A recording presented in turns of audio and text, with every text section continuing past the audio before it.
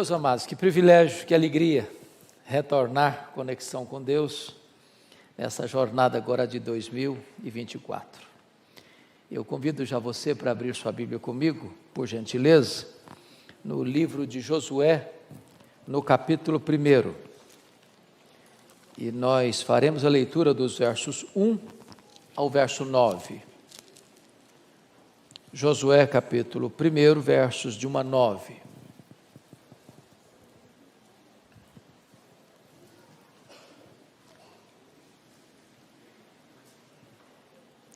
Está escrito o seguinte: sucedeu depois da morte de Moisés, servo do Senhor, que este falou a Josué, filho de Num, servidor de Moisés, dizendo: Moisés, meu servo, é morto. Dispõe-te agora, passa este Jordão, tu e todo este povo, à terra que eu dou aos filhos de Israel. Todo lugar que pisar a planta do vosso pé, vou-lo tenho dado, como eu prometi a Moisés. Desde o deserto e o Líbano até o grande rio, o rio Eufrates, toda a terra dos heteus, e até o mar grande, o mar Mediterrâneo, para o poente do sol, será o vosso termo. Ninguém te poderá resistir todos os dias da tua vida. Como fui com Moisés, assim serei contigo. Não te deixarei, nem te desampararei. Sê forte e corajoso, porque tu farás este povo herdar a terra que sob juramento prometi dar a seus pais. Tão somente sê forte e muito corajoso, para teres o cuidado de fazer segundo toda a lei que meu servo Moisés te ordenou. Dela não te desvies, nem para a direita, nem para a esquerda, para que sejas bem-sucedido por onde quer que andares. Não cesses de falar deste livro da lei. Antes medita nele dia e noite, para que tenhas cuidado de fazer segundo tudo quanto nele está escrito. Então farás prosperar o teu caminho e serás bem-sucedido. Não te mandei eu? Sê forte e corajoso. Não temas, nem te espantes, porque o Senhor teu Deus é contigo, por onde quer que andares. O nosso tema nesta noite é: agora é com você. Agora é com você. Deus disse a Abraão para sair da sua terra, da Mesopotâmia, terra idólatra, para ir para um lugar que ele ainda não conhecia. E Deus prometeu fazer dele uma grande bênção, e por meio dele abençoar todas as nações da terra. Prometeu uma terra para ele. Lá em Gênesis 15, Deus aparece novamente para Abraão e disse: Abraão, a terra que eu vou dar para vocês, ela não vai ser possuída agora não. Vocês vão passar por algumas experiências primeiro. A sua descendência vai ficar escrava no Egito por 400 anos. E eu não vou dar a terra agora, porque a medida dos amorreus não chegou ainda. A hora que o cálice da minha ira transbordar sobre aquele povo, por aqueles povos que estão lá, vai ser a hora de tomar a terra. Mas por enquanto vocês vão ser escravos, 400 anos. E por intermédio do bisneto de Abraão, José, esta família vai para o Egito, 70 pessoas.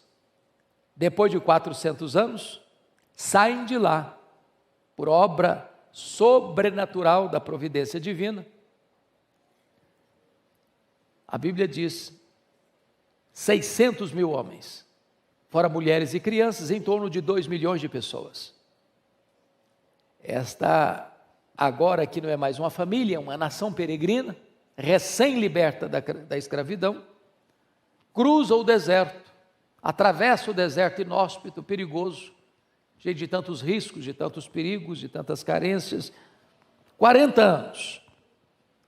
Peregrinação amarga, difícil, porque o povo foi muito rebelde a Deus, e por causa da incredulidade, esses 2 milhões de pessoas aproximadamente, toda essa geração morreu no deserto, exceto 2 pessoas, Josué e Caleb.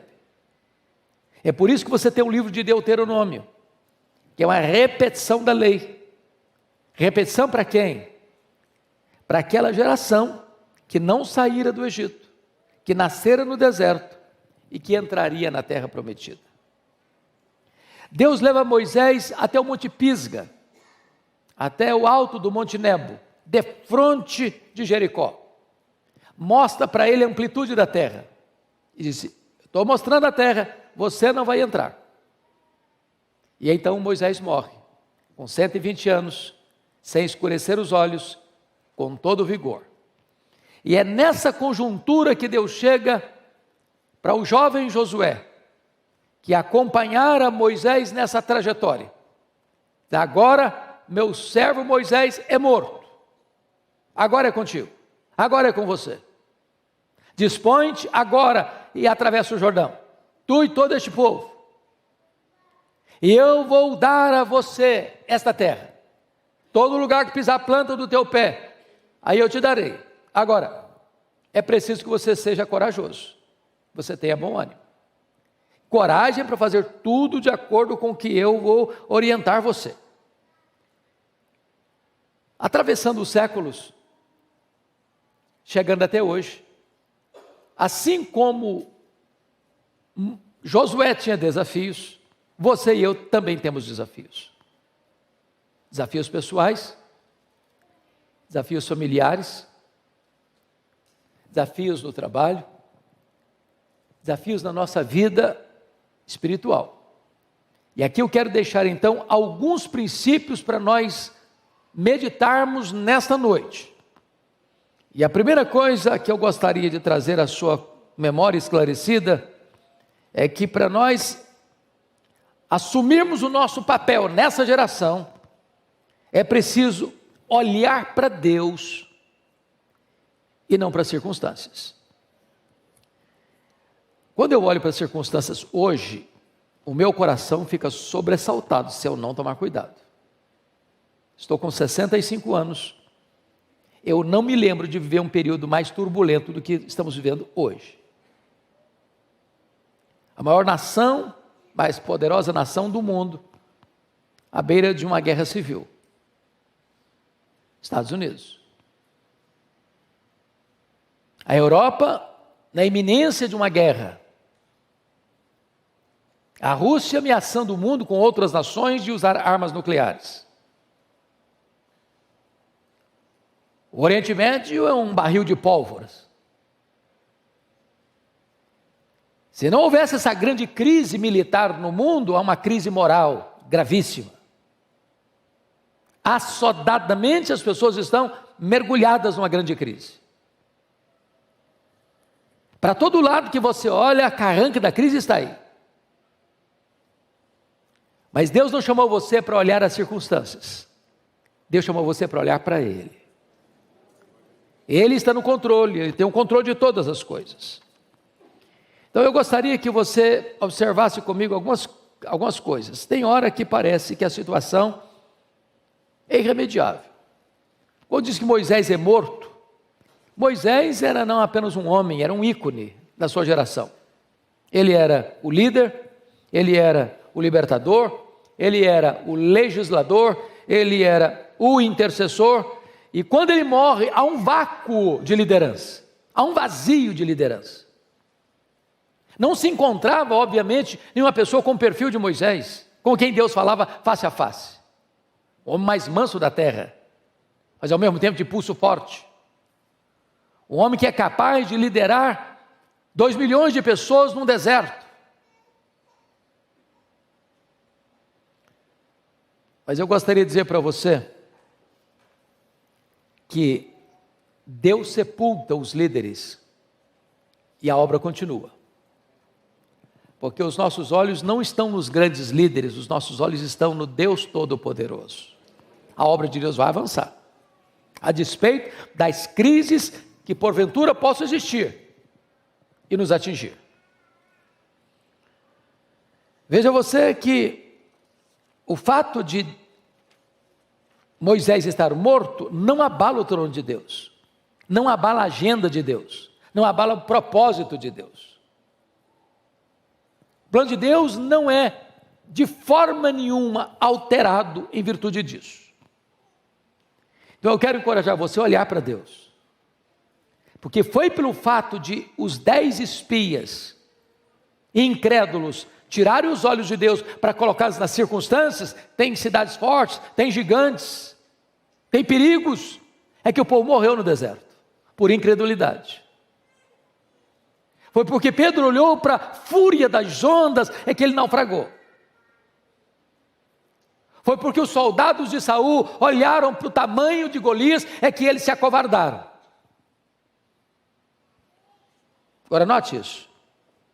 A nossa vitória não é resultado, irmãos, nem da nossa força, nem da nossa estratégia, nem da nossa experiência. A nossa vitória vem de Deus. Talvez você seja jovem, não interessa. A sua vida está nas mãos de Deus. Ele pode fazer da sua juventude alguma coisa extraordinária. Eu fico olhando para a história e vendo, por exemplo, que Alexandre o Grande já havia conquistado o mundo com 23 anos de idade. Eu fico olhando, por exemplo, Mozart, que já havia sido consagrado com grande gênio da música mundial na sua juventude. Eu fico olhando Colombo, que já tinha feito seus planos para entrar na Índia aos 28 anos de idade. Lutero iniciou a reforma com 38 anos de idade. Calvino, com 21 anos, já era conhecido como um intelectual da França e um homem que era uma referência da teologia em toda a Europa. Joana d'Arc fez todos os seus trabalhos e terminou sua missão na fogueira com 19 anos de idade. Billy Graham, aos 40 anos, pregava para o mundo inteiro. Então não é a sua idade, não é a sua experiência, é Deus. Tira os olhos das circunstâncias e olhe para Deus. Agora veja você no verso 2. Moisés, meu servo, é morto, dispõe-te agora. Em outras palavras, a nova geração precisa assumir o seu papel.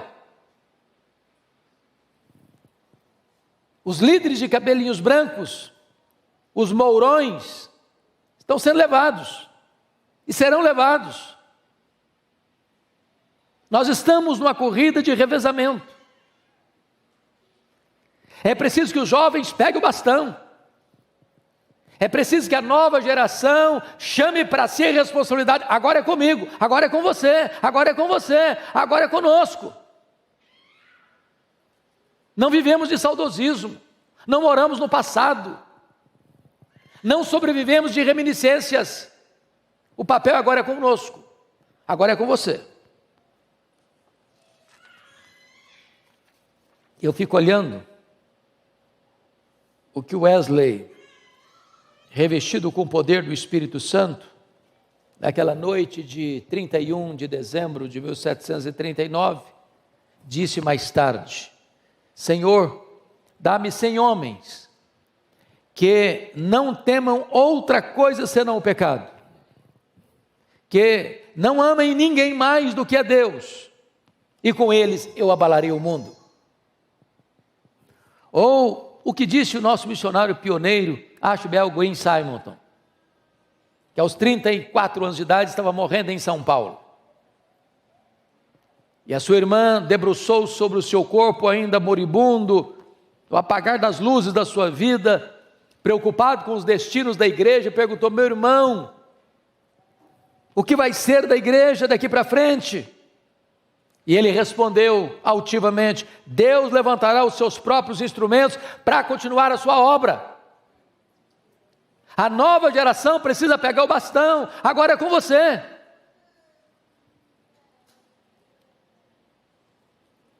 Então, veja por gentileza, que no verso 3 e 4, Deus vai dar para Josué o mapa, a geografia da terra que ele haveria de conquistar. Ele precisava saber qual era a sua missão.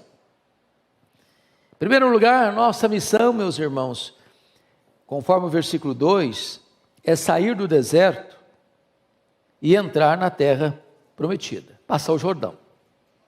Deserto é sinal de privação, de perigo e do mundo. O Jordão está entre o deserto e a terra prometida. O Jordão era uma barreira humanamente intransponível, não tinha pontes, não tinha canoas, não tinha botes. Atravessar o Jordão com a multidão, crianças e velhos e povo e animais, era um grande desafio. É preciso atravessar o seu Jordão. Estamos começando 2024 e é preciso que você pense qual é o seu Jordão, qual é a sua barreira, qual é o seu limite, o que é que impede você de avançar, o que é que impede você de pisar na sua terra prometida. É preciso atravessar o seu Jordão. Essa é a sua missão. Pode parecer impossível? Pode. Por você mesmo você consegue? Não. Mas os seus olhos não estão nas circunstâncias, seus olhos estão em Deus. Qual é o seu Jordão hoje, nessa noite? É uma doença? É um problema no casamento? É um relacionamento complicado com os filhos? É uma crise financeira? É um pecado que tenazmente assedia você e humilha você, envergonha você? Hoje Deus quer dar para você vitória e você vai ultrapassar essa fronteira, em nome de Jesus.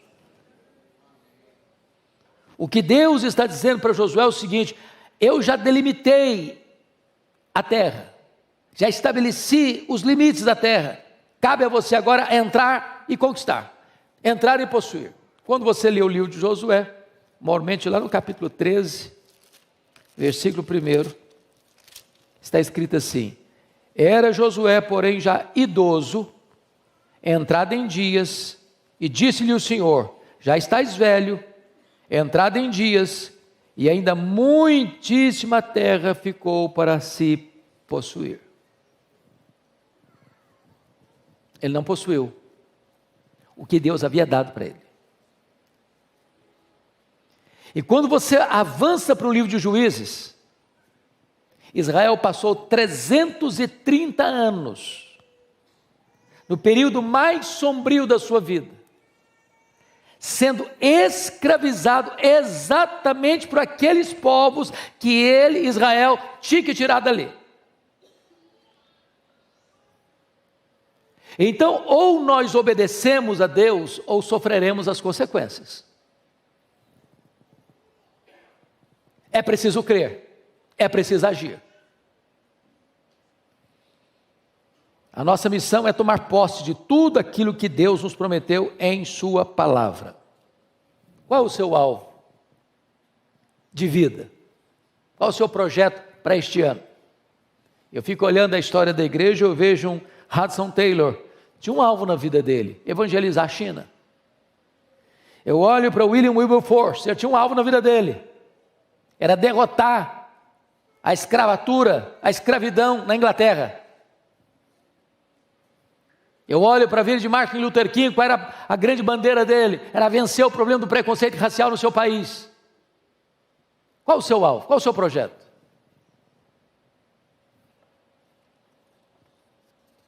Precisamos andar dentro da vontade de Deus, não olhar para circunstâncias, olhar para Deus. Mas há uma segunda coisa nesse texto que eu gostaria de destacar. Agora é com você. Então, você precisa tirar os olhos dos inimigos e colocar os olhos nas promessas de Deus. Você acredita que tem inimigos por aí? Visíveis e invisíveis? Então, dá uma olhadinha comigo no versículo 5. Vamos dar uma lida assim, bem eloquente, bem bonita, todos nós em conjunto. Versículo 5, todos juntos. Vamos? Ninguém te poderá resistir todos os dias da tua vida. Como fui com Moisés, assim serei contigo. Não te deixarei, nem te desampararei. Quem é que não vai poder resistir o Josué? Ninguém. Quem é ninguém? Ninguém. Pronto. Grande, pequeno, feio, bonito, poderoso, fraco, não interessa. Ninguém. Então, a primeira coisa que eu preciso entender é que a nossa vitória vem de quê? Da nossa força? Da nossa capacidade? Da nossa inteligência? Da nossa estratégia? da nossa família, da nossa igreja, da nossa denominação? De onde vem a nossa vitória? Vem de Deus. Vem de Deus. Quanto Deus pode? Tudo quanto Ele quer. É Deus quem está prometendo isso. Ninguém te poderá resistir todos os dias da tua vida. Há condições para isso? Ainda vamos ver daqui a pouquinho que condições são essas. Segunda coisa que é muito importante definir: a nossa vitória está fincada na fidelidade de Deus. Assim como eu fui com Moisés, assim eu serei contigo. Moisés está morto, mas Deus está vivo. Moisés não lidera mais, mas quem lidera é Deus através de Moisés. E como Deus liderou através de Moisés, Deus continuará liderando através de Josué. Muda o obreiro, mas a obra é a mesma. A obra continua. A nossa vitória, em terceiro lugar, é garantida a nós pela presença de Deus. Assim como eu fui com Moisés, eu também serei contigo. Deus está conosco. A presença de Deus é a nossa garantia de vitória. Mas o último ponto que eu gostaria de destacar nesse texto, agora é com você. Então você tem que tirar os seus olhos das circunstâncias e colocar os seus olhos em Deus. Agora é com você. Então você tira os seus olhos dos inimigos e coloca os seus olhos nas promessas de Deus. Mas em terceiro lugar, agora é com você. Então, tira os seus olhos dos seus próprios sentimentos e coloque os seus olhos na palavra de Deus. Se eu for olhar os meus sentimentos, eu vou bambear, fraquejar. Mas se eu for governado pela palavra de Deus, eu vou avançar. Os nossos sentimentos oscilam, não oscilam? Tem dia que você está bem, tem dia que você está mal, tem dia que você está animado, tem dia que você está desanimado, tem dia que você está doente, tem dia que está com saúde, tem dia que você está com vontade de matar um leão, tem dia que você está querendo fugir do leão. Então, seus sentimentos são uma gangorra, é um zigue-zague. Você não pode depender deles. Então, note você que a partir do versículo 6 a 9, há uma ênfase no texto, que é a questão do ânimo. E você vai notar aí que Deus é contra o desânimo, porque num texto tão curto quanto esse, 3 vezes Deus fala para Josué. Versículo 6, ser forte e corajoso. Versículo de número 7, então somente ser forte e corajoso. Versículo 9, não te mandei eu ser forte e corajoso. Eu acho isso impressionante, porque Deus não desperdiça palavras. Quando Deus está hiper enfatizando, é porque Ele sabe que, não só o Josué, eu fico imaginando, ficar na pele do Josué, ou gente substituir um cara igual Moisés, não é brincadeira. Você já imaginou isso? Não é brincadeira. O medo, a insegurança, será que eu vou dar conta? Será que esse povo vai me respeitar? Será que eu vou ter pulso?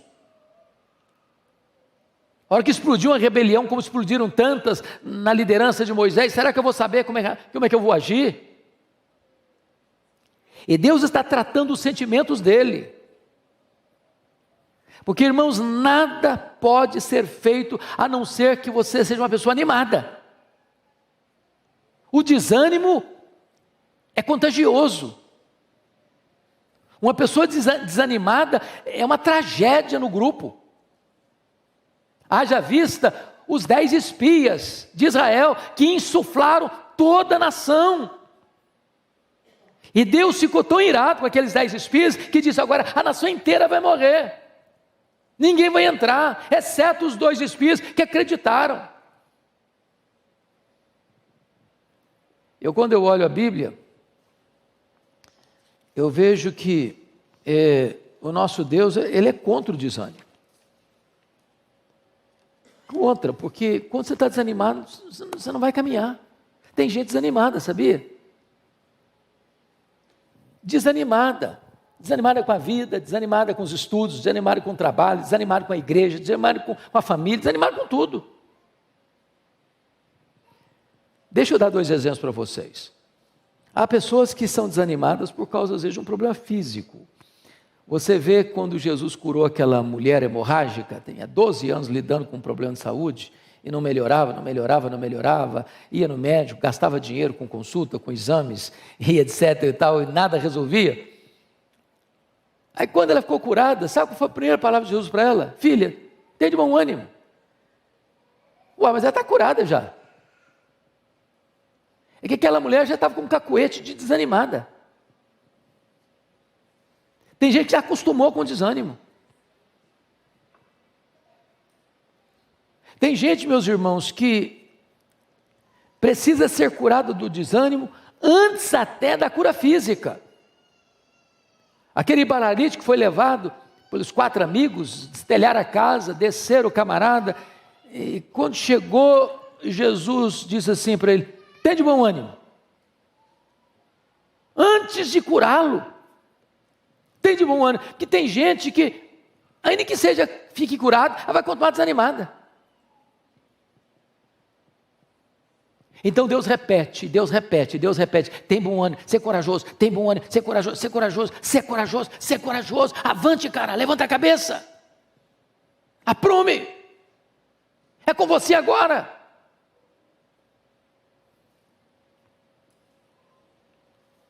Agora, veja você que o ânimo é produzido pela promessa de Deus, versículo 6, ser forte e corajoso, porque tu farás este povo herdar a terra. Isso é o quê? Promessa de Deus. Você não está animado porque você é forte, porque você é o cara, porque você é inteligente, porque você tem estratégia, porque você tem network, porque você tem influência. Não. Você tem que estar animado porque você tem promessa de Deus. E promessa de Deus e realidade são a mesma coisa, porque Deus é o avalista da sua promessa, da sua palavra. Segundo, o que gera o ânimo é agir de acordo com a vontade de Deus. Olha o verso 7 comigo. Tão somente ser forte e corajoso, para teres o cuidado de fazer segundo toda a lei que meu servo Moisés te ordenou. Dela não te desvies, nem para a direita nem para a esquerda. Ou seja, para você ter ânimo, você tem que fazer a coisa do jeito de Deus, não é do seu jeito não. Pode ser cabeça dura não. Tem que obedecer. Tem gente que quer romper, quer fazer, quer acontecer, mas não consulta Deus, não pede a Deus orientação, não pede a Deus discernimento, não atende os preceitos que Deus estabelece na sua palavra. Então, para ter vitória, para possuir a bênção de Deus, a promessa de Deus, a terra prometida, é preciso obedecer os preceitos que Deus estabeleceu. Mas em terceiro lugar, o que mantém o ânimo é a consciência da presença de Deus. Olha o versículo 9 comigo. Não te mandei eu, ser forte e corajoso, não temas nem te espantes, porque o Senhor teu Deus é o quê? Contigo, por onde quer que andares. Se você tem consciência de que Deus é com você, por onde você andar, você tem ânimo, você tem coragem. Pois bem, amados, eu gostaria então de agora colocar para você esse ponto, para mim, da mais alta importância. O texto fala da palavra de Deus e dá aqui para nós 3 orientações muito seguras. A primeira delas está no versículo de número 8. Ele diz: medita neste livro da lei de dia e de noite. O que é meditar, irmãos? É ler rapidamente? Meditar é ruminar, é refletir, é ler um texto da Bíblia e demorar nele, morar nele, mergulhar nele, permitir que esse texto fale com você, ministre a você, oriente você, colocar em prática. É isso aí. Porque não basta ler atabalhoadamente. É preciso meditar. Mas a segunda orientação está aí no versículo 7. Ele diz assim: para teres o cuidado de fazer. Então, primeiro você medita, depois você faz. Porque o fazer é resultado, é consequência do meditar. Se você não medita, você não vai fazer. Mas tem um terceiro elemento que Josué recebeu como orientação. Veja comigo o versículo 8, a parte B. Não cesses, na parte A, não cesses de falar. Então, vamos, os 3 verbos de progressão: medita, faz, fale. Porque tem gente que medita e guarda. Não compartilha. Quando Paulo está escrevendo a sua segunda carta a Timóteo, ele dá 4 orientações para Timóteo. Timóteo, guarda o bom depósito, guarda o evangelho. Timóteo, sofre pelo evangelho. Timóteo, permanece no evangelho. Timóteo, prega o evangelho. Ou seja, aquilo que você medita, aquilo que você pratica, precisa ser proclamado, anunciado. A palavra de Deus precisa ser anunciada. Então, agora é com você. Agora é com você. E para você ultrapassar o seu Jordão e tomar posse da terra prometida, você precisa tirar os olhos das circunstâncias e colocar os seus olhos em Deus. Você precisa tirar os seus olhos dos inimigos e colocar os seus olhos nas promessas de Deus. Você precisa tirar os seus olhos dos seus sentimentos e colocar os seus olhos na palavra de Deus, para meditar nela, para praticá-la e para proclamá-la no poder do Espírito Santo. Que Deus os abençoe, meus amados. Amém.